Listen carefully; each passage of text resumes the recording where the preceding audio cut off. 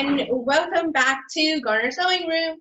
Okay, today's tutorial, I'm going to be walking you through making a zipper pouch. So we will be making this zipper pouch today. It's really cute. It actually holds all of my little cosmetics inside there. I usually don't wear makeup, but for videos I find that it's necessary because it just is a little bit more flattering, especially with HD cameras. This is another zipper pouch that I have made with a wristlet.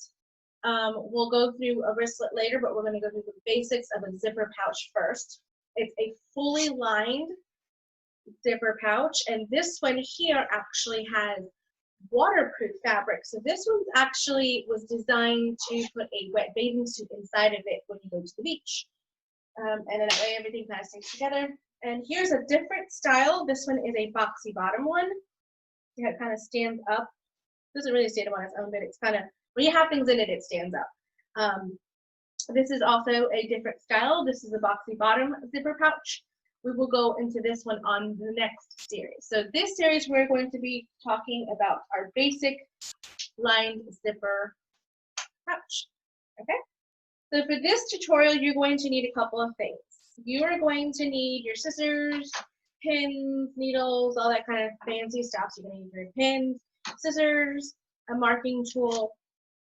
I'm using 2 fat quarters. I'm using a 9-inch zipper and a measuring tape. You can also use a ruler. I'm going to do all this stuff without having to use a acrylic ruler or a rotary cutter because I want you guys to be able to do this at home if you do not have these supplies. So this is very beginner friendly. Stay tuned. Okay, so here's how we're going to get started. We are going to start with opening up our fat quarter. So I'm going to take everything else and just put it to the side. I love having this table over here now. It makes things so much easier. So here's one thing that you need to know about your zipper pouch. Your zipper pouch can only be as large as your zipper. Today's zipper we're using is a 9-inch zipper, and that's usually from end to end. That's not necessarily where the zipper teeth begin. So from end to end, I'm using a 9-inch zipper. So that means my bag could only be as large as 9 inches. So I'm going to open up a fat quarter. If you don't know what a fat quarter is a 18 by 22, 21-inch piece of fabric. Right there, it says the dimensions right there is a fat quarter. 100% cotton is what we're looking for. We'll be cutting this down, so I'm going to open up my fat quarter. So this is very fat quarter friendly. If you go to this fabric store, they are the ones in these little box. They're like little square pieces, and it says fat quarters on it. You can get these at Walmart. You can get these at Michael's. Not sure what other craft stores are out there. Hobby Lobby, you can get these at Hobby Lobby as well. And you can get these at Joann Fabrics. You can get them online as well. Fat Quarters Shop has amazing lines of fat quarters. They also do a lot of other things, but Fat Quarter Shop also has a lot of great things. So any kind of quilt shop should have fat quarters. If they don't, it's okay. Pretty much what you'll need to get is a half a yard of fabric, and you can do the coordinating inside and outside being the same, or you can have 2 different fabrics like I have here today. So I have it's pretty much what this one is, and then I have this pretty elephants and giraffes as my outer fabric. So this is going to be my outside fabric. This is going to be my lining fabric. So that's one thing you need to know is note that if you're going to have a lining and you're going to have a exterior fabric be different, make sure you make a mental note of which is which, because I will be referring to lining and main fabric throughout this video. So because we have the 9-inch zipper, oh, here it is. Because we have our 9-inch zipper, like I said, this is going to be the maximum size of my bag. It could be a square, it could be a rectangle, it could be a little longer, shorter, however you would like to have it. But I'm going to keep it very simple today, and I'm going to be making a rectangle. So I'm going to be making a cut of 9 inches by 9 inches. So let's see here. No, 9. We'll do 9 by 12 because I want a 6-inch pouch, and you'll see what I'm talking about. So I'm going to do a 9 by 12 because I'm going to put this on the fold. So let's go ahead and get our measurements done. I do have my fabric stacked on top of each other because this makes it easier for when I have to cut things out. I can cut it all out at once. So I'm going to be using my edge right here, closest to me, as my reference point as being my 9 inches and going down 12 inches. Okay, so I'm going to be marking edge here. These marks. Make sure that lines up. You could iron this if you would like to. I'm not taking the time to do that right now. I know I really should, but I'm not doing that today for time purposes. I have just a little bit of time squeezed in to make this video. So I'm just going to continue to make that 9-inch mark from the left to the right, making little dashes, 9 to 12, 9 to 12, 9 to 12. I'm sorry, 9, 9, 9, 9. And I want this 12 inches down. So I'm going to measure now from here to here. Oh, that's 14 inches. I'm going to go ahead and make that 12 inches. So I'm going to right here, this mark right here says 12, and I'm going to make this cross mark here. Okay, cross mark right there at 12 inches. Come down a little bit more. Make sure I line this up. Make sure that when you're doing this, your tape is straight and it's not at an angle. So here, can you guys see that? There we go. You can see that one now. So make sure it's not at an angle. Make sure it's not at an angle, that it's straight. It's as straight as possible. Okay. So now I have my rectangle, 9 inches by 12 inches. Okay. So now you can take a straight ruler, connect your lines, do however you would like to. I'm literally just going to use these cardboard pieces that came along with my pieces and just connect my lines. That's why I made those little dashes, so you can make connection lines. All I'm doing is connecting line to line, dash to dash, like that.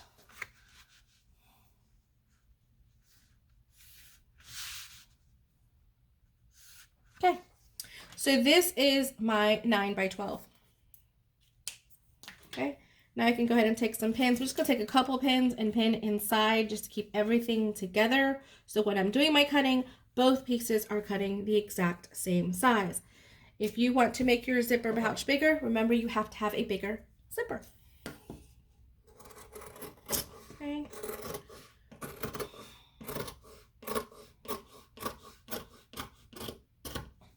Nine.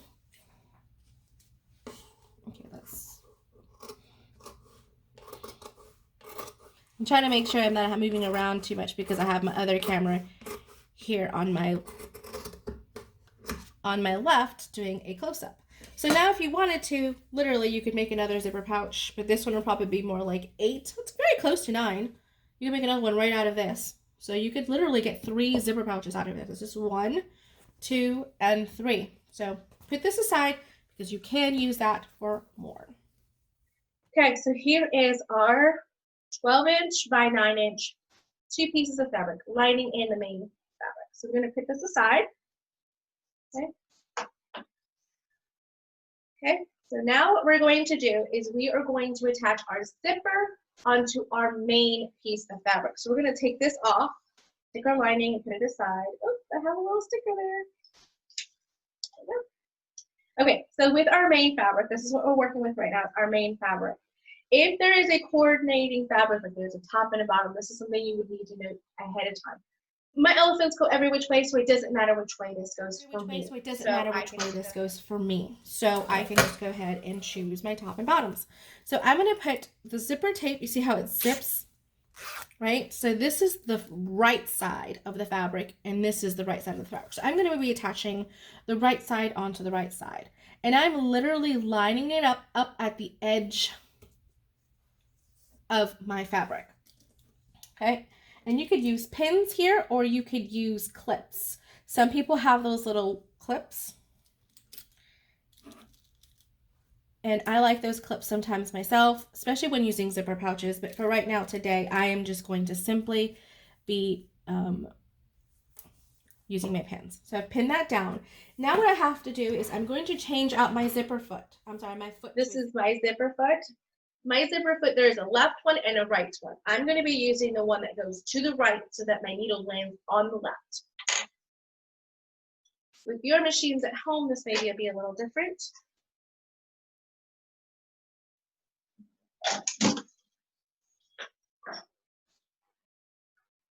My magnetic zipper, my magnetic pin cushion over here was like, hi.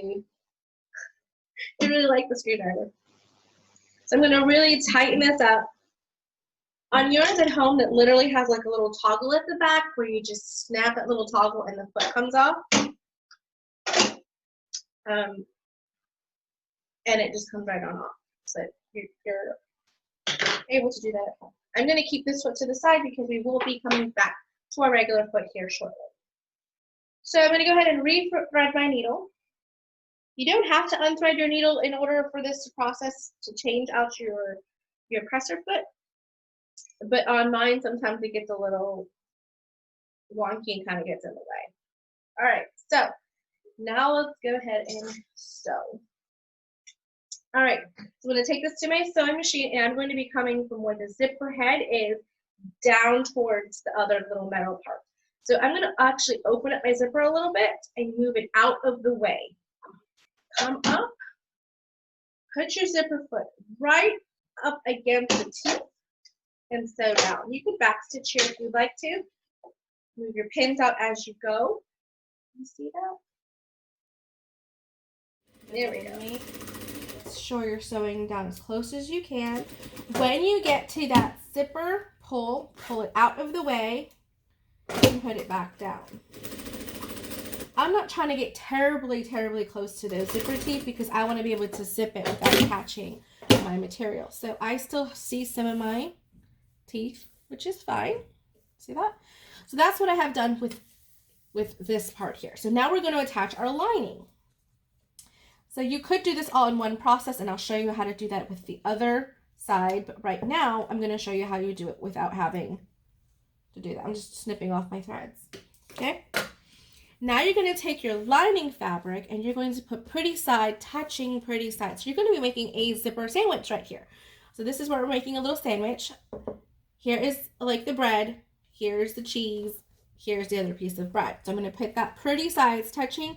My fabric has little white swirly marks on it, so there is a right side to it, but if there's not, it doesn't really quite make much of a difference here when you're doing it this way. So what I'm doing is I'm going to go ahead and pin it. Actually, I'm going to turn this around so that I see my previous stitch line, and I'm going to line everything up and pin. Making sure that I'm lining all of my fabric up and pinning. This is important because you don't want your pieces to be kind of skewed and wonky. Yes, wonky is a technical term. It's going to have character. That's what happens when things kind of go a little wonky. It's got character. So I'm going to be actually, this time I'm coming from the part where, away from the zipper head pull. My zipper head is down here and appears where the metal teeth are for the stopper. I'm coming the opposite direction because I flipped my project over. So this is my main fabric. There's my zipper, and here's my lining fabric. The lining fabric and the main fabric are pretty sides touching. Okay? We're doing the same side of the zipper, which is the right side of the zipper tape. I'm going to come up right in there, and I'm literally going to line up with my previous stitching. So that's why I did that. That's why I flipped it over so that I can go along with the stitches that I have already made. When you get close to your zipper pull, lift up your presser foot. Move that zipper head out of the way by opening it up, pinching it back down, and going again. There we go. So now we have our zipper, and this is the main fabric, and this is the lining fabric. So that's what we've done so far. So now I'm going to show you how I do it all together in one step rather than two stitches.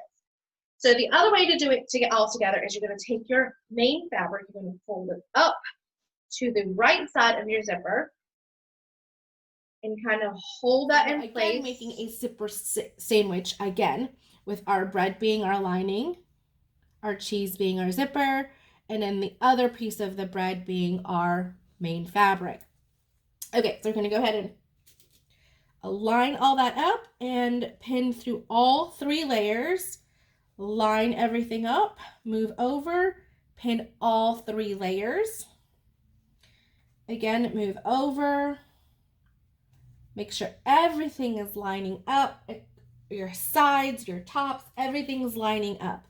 If your zipper pouch turns to be a little cocked-sided or wonky on one side, that usually happens because you're not lining up your side seams. So it's very important that you line up your side seams as well as the top seam. So I'm going to do this. I'm going to take this and I'm going to put it under the presser foot now. I'm sewing on the right side of that zipper tape now, okay? I've got the main fabric up towards me, and you should look like 2 separate pieces, like 2 things like this. Kind of come up close to it, move your pins as you come along. Actually, I'm going to back stitch a little bit. I didn't get quite close enough because of my zipper pull being right there. So I kind of have to find where it is and open it up a little bit. And actually, I didn't even get any of it together.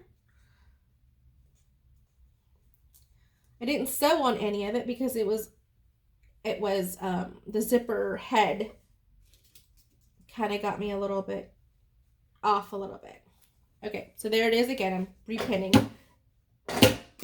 See, even I make mistakes and things happen. It's no big deal. Just take it 1 stitch at a time. Keep going, keep going, keep going, keep going. I am right there next to that other pin. Not moving that quite yet. I want to go ahead and come in here and close up my zipper tape. I'm going to close it up. Kind of have to get it a little finesse because I'm really trying to get in there. It's okay if you take it off. Oh, I'm trying to work with them. There we go. So because I broke that stitch, I want to come back a little bit beforehand and back stitch. Just reinforcing that stitch since I broke the stitch. It's totally okay. Okay, and zip that all the way down and back stitch. So now we've done that all in 1 step this time. So now we have the lining, the zipper, and the exterior fabric. So it's literally all sandwiched together. And that's what it looks like. So now we have our right through there, like that. So we have everything going in this direction, everything going that direction. Okay, so here's where we're going to come in and use our zipper foot to get really close to where we need to come in, and then we're going to switch our foot over. You don't necessarily have to do this, but I like to do it so I get really close to those edges of where the little metal pieces come in without going over them and possibly breaking my needle. So now we have our main fabric to our right, our lining to the left, and inside is our zipper. Okay, so now here's what we get to do now. We are going to open up our zipper tape. This is very important. Come on in here, grab your zipper tape, and open it past halfway. Okay, just open it past halfway. Now what we're going to do is we're going to want to have all of our zipper teeth go in towards the lining. So I'm going to sandwich this down. I'm going to pinch it down. I'm going to make all of the zipper the zipper tape go towards the lining, which is my left, and put a pin through there. It's going to be bulky. That is a lot of layers right in there. We're going to do the same thing with this side. We're going to pinch it closed all towards the left. Okay, and we're going to pin it all together. Right through there, like that. So now we have everything going this direction, everything going that direction. Okay, so here's where we're going to come in and use our zipper foot to get really close to where we need to come in, and then we're going to switch our foot over. You don't necessarily have to do this, but I like to do it so I get really close to those edges of where the little metal pieces come in without going over them and possibly breaking my needle. And we get close enough that I catch enough of a seam allowance. So what I'm going to do is going to come in here. I'm going to feel for that metal piece. That metal piece is usually a 1/2 inch away from the edge. So what I'm going to do, I'm going to use my marker. I'm going to feel it out. I know I can also see it right there. So I'm going to feel it out and make a mark just to the right of it. So know that I'm not going in past that part. There we go. Ours is pretty far in on this side. There we go. So I've made my marks to know where my metal pieces are, because you cannot go through the metal parts of your zipper. If you wanted to get a larger zipper and have those metal pieces be completely obsolete, that is fine. You could get a larger zipper that overhangs and you don't have to worry about those. But I wanted you to learn how to make a zipper pouch with the zipper sizes you have without having to make it itty bitty and small. Okay, especially because a 9-inch zipper is pretty common when it comes to basic general all-purpose zippers. All right, so I'm going to come in here. I'm going to come in, move my pin out the way, kind of go through there nice and slow and really close, so you can see how close I got to that little mark that I got there because I used my zipper foot. I'm going to come in and do the same thing on this side.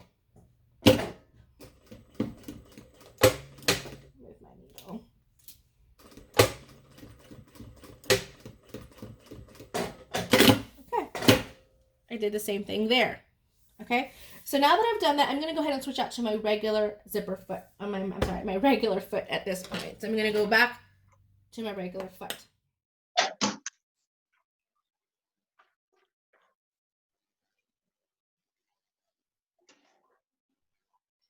Didn't get messed up on me having to undo my thread, so that's great. Okay, so now everything's good. Now, in order to turn it right side out, I'm going to need to leave an opening somewhere. I don't want to leave my opening on my right side of the fabric. I'm going to want to leave my opening on the lining part of the fabric. So what I'm going to do is actually I'm going to go ahead and cut out one of my tags, because I like to go ahead and put tags in everything that I make now. It's a good habit to get into. Yeah, good habit. I'm going to fold up my tag, and I want it to be down towards the bottom. So I'm just going to go ahead and slip my tag inside, just like that. Slip it in there, and I'm going to pin it. At this point, you could pin a couple of pins. You don't have to have it too many pins, but you do want to make your mark for your opening. So for me, I do not need such a large of an opening, but I need it large enough that I can put about a 3-inch opening. I think it's probably 2.5 inches. Oh, very close to 3 inches. So 3-inch opening, about 1 inch away from your zipper tape and 1 inch from your corner. You do not want to ever put an opening at a corner. You want to sew in that corner, because if not, it won't turn in properly. So you do not want to be too close to your corner right here. So I'm going to go ahead and start here, back stitch, go all the way around, come back here and stop. I'm using a 1/2 inch seam allowance. You could use a 3/8 inch seam allowance as well if you wanted to. Now, because this is a folded edge, I don't necessarily need to come through there, so I'm going to come off. Come to here. Because it's already folded, so I don't have to sew there. Come through, swing up, go over those existing stitches, and come back down.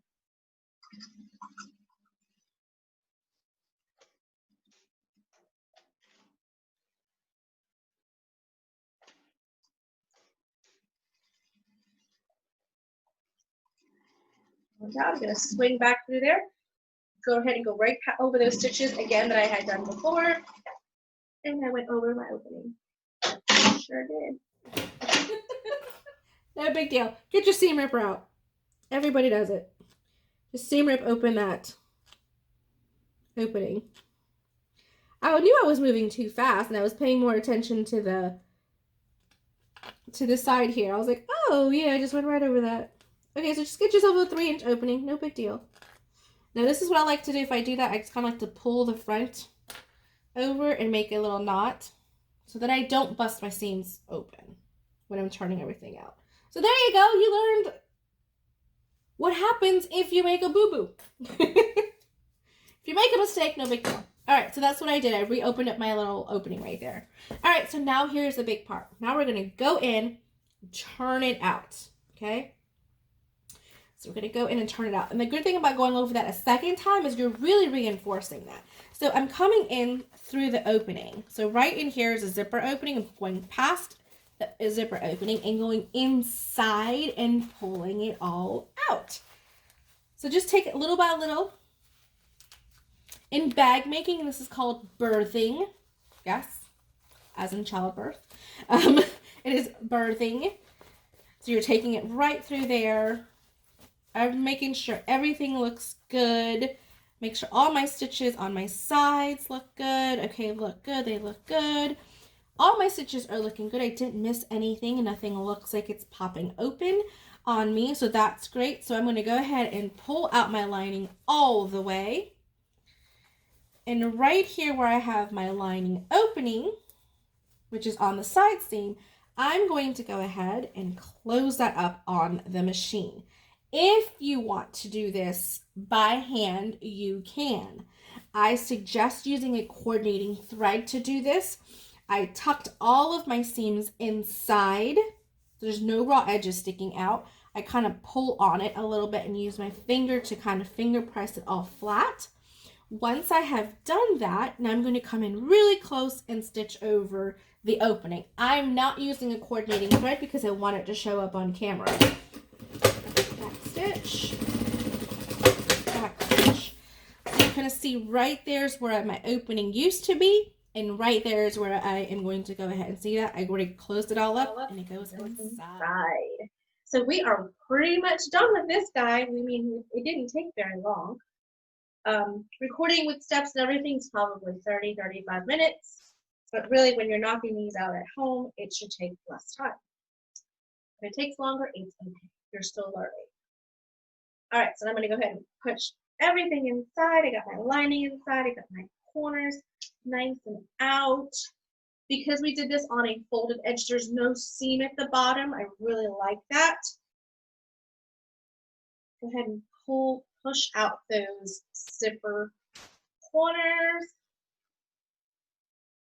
There we go. Nice and light and pretty, pretty, pretty, pretty. And there is your zipper pouch. Nice and pretty and done. So everything is nice and cute and pretty. So this is how we do a very basic zipper pouch. And it's fully lined. So on the inside, raw edges anywhere. There are no raw edges. There's no raw edges anywhere. It's completely lined. You can give this as a gift to anybody that you have at home. Great for stocking stuffers and things like that, that you can put little gift cards and the small trinkets inside to give to a loved one. I hope you guys enjoyed this video. Please give it a thumbs up and be sure to subscribe to my YouTube channel, Garner Sewing Room, and let me know if you want anything else. So the next one we're going to be doing is going to be with a wristlet. So I'll show you how to do the next one with a wristlet and the seam at the bottom, just so that you guys have a different way of making a zipper pouch. Let me know if you need anything else. Thanks. Bye.